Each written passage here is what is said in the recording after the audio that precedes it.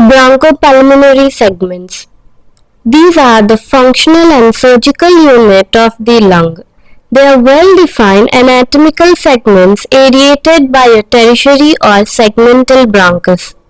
Bronchopulmonary segments are pyramidal in shape with apex towards hilum and base towards periphery. If you look into the structure of bronchopulmonary segment, it has a tertiary or segmental bronchus, a segmental artery, autonomic nerves, and lymph vessels. The artery lies dorsolateral to the bronchus. The pulmonary vein do not accompany the bronchi or pulmonary artery. They run in the intersegmental planes. So, the pulmonary artery is intrasegmental and the pulmonary vein is intersegmental. The bronchopulmonary segment is not a bronchovascular segment because it does not have its own vein. Each vein drains more than one segment. There are 10 bronchopulmonary segments in each lung.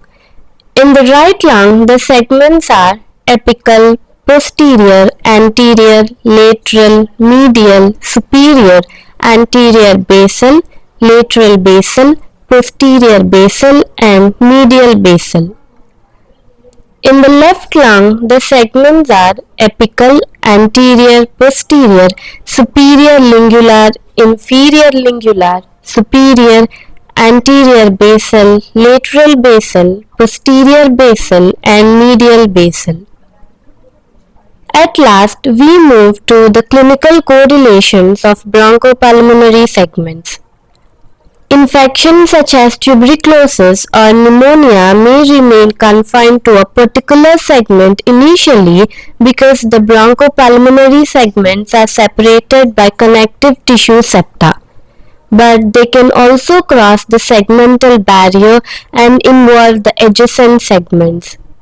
Knowledge of bronchopulmonary segment is essential in performing bronchoscopy. In a procedure called segmentectomy, a diseased segment can be surgically removed without removing the entire lobe.